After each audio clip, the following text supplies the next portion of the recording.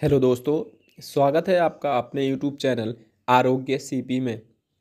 आज के इस वीडियो में मैं आप लोगों को कुछ ऐसे घासों के बारे में बताऊंगा जो आसानी से कहीं भी उगाती हैं और वो घासें हमारे लिए काफ़ी उपयोगी होती हैं। आज का इस वीडियो हम इसी टॉपिक पे रखेंगे कि हमारे आसपास जो घासें पाई जाती हैं उनमें से कुछ बहुत ही महत्वपूर्ण होती हैं और उनका औषधीय लाभ क्या होता है और उनका उपयोग हम कैसे कर सकते हैं। अगर हम उन घासों के औषधीय गुणों के बारे में जानेंगे तभी हम उनका उपयोग कर सकते हैं। नंबर 1 पर हम बात करते हैं अकरकरा का पौधा।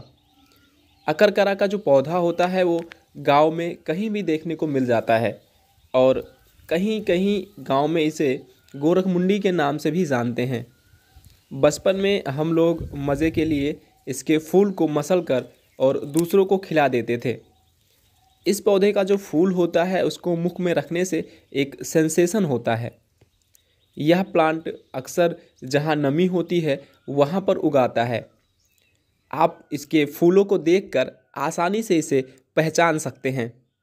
इसका उपयोग हम मुंह के रोगों में कर सकते हैं। जैसे अगर मुंह में छाले पड़ गए हैं तो उसमें इसके फूल को मसल कर अगर आप अपने मुंह में रख लेते हैं तो इससे छाले बहुत जल्दी ठीक हो जाते हैं और बहुत ही जल्दी आराम मिल जाता है। इसीलिए जो अकरकरा का पौधा होता है ये हमारे लिए बहुत उपयोगी साबित हो सकता है। यह प्लांट आपको आसानी से कहीं भी मिल सकता है। इसकी कटिंग आप अपने घर में गमले में भी लगा सकते हैं। नंबर 2 पर हम बात करते हैं भृंगराज की। दोस्तों, भृंगराज इसे इसलिए कहा जाता है क्योंकि आयुर्वेद में ये कहा गया है कि यह हमारे बालों को जो भंवरे होते हैं उनके समान काला कर देता है या रंगने का काम करता है, इसलिए इसे भृंगराज कहा जाता है। मार्केट में भृंगराज के तेल के नाम पर बहुत सारे लोगों को बेवकूफ़ बनाया जाता है। बहुत सारे तेल भृंगराज के तेल के नाम से बेचे जाते हैं।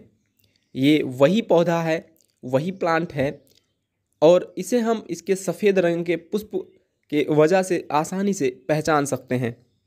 इसको देखकर हम आसानी से पहचान जाएंगे कि यह भृंगराज का पौधा है।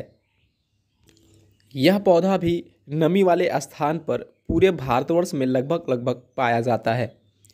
गांव में, शहरों में, नालियों के आसपास यह आसानी से देखने को मिल जाता है।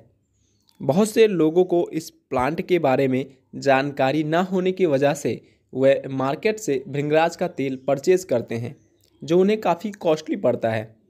इसका प्रमुख उपयोग हम बालों को टूटने से रोकने के लिए करते हैं।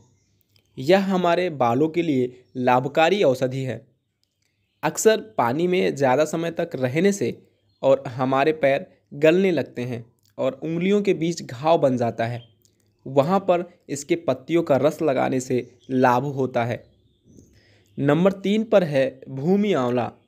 भूमि आंवला का जो पौधा होता है इसे भूमि आंवला इसलिए कहा जाता है क्योंकि इसकी जो पत्तियाँ होती हैं वो आंवले के समान दिखाई देती हैं और ये ज़मीन के नज़दीक ही होती हैं।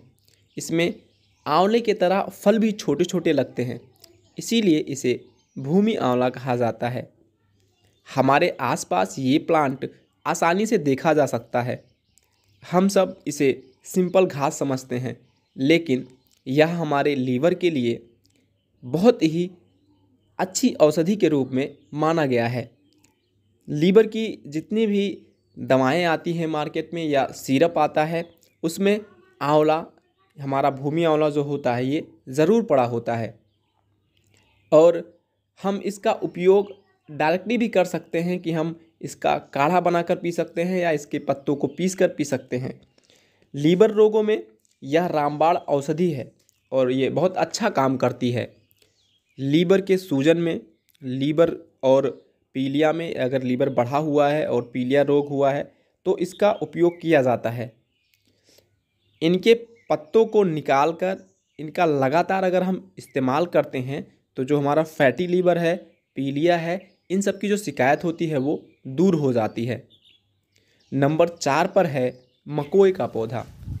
मकोई के पौधे में जो सारे गुण हमारे भुई आंवला के पौधे में थे लीवर को ठीक करने का, ऐसा मकोई के पौधे में भी पाया जाता है। मकोई का जो पौधा होता है उसमें काले रंग के फल लग जाते हैं। पहले ये फल हरे रंग के होते हैं, लेकिन पकने के बाद इनका रंग काला हो जाता है और ये टमाटर जैसे होते हैं, लेकिन इनका आकार काफ़ी छोटा होता है। बचपन में गांव में सब लोग कभी न कभी इस फल को ज़रूर खाए होंगे।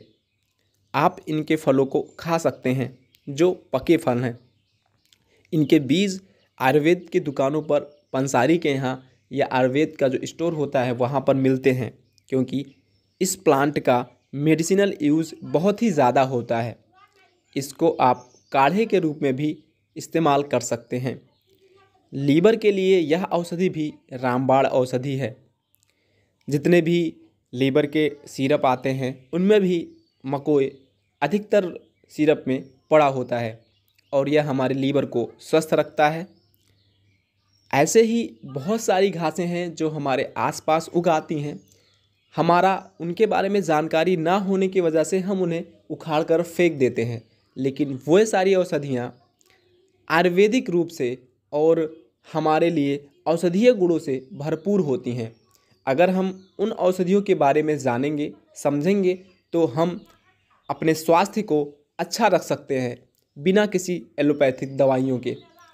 आयुर्वेद औषधियों का एक गुण ये भी होता है कि अगर इन्हें हम कम मात्रा में लें, यानी कि जितना आयुर्वेद में बताया गया है उसी हिसाब से अगर हम इन औषधियों का सेवन करें तो इनका कोई दुष्प्रभाव देखने को नहीं मिलता है और हमारी एक औषधि अनेक रोगों में काम करती है।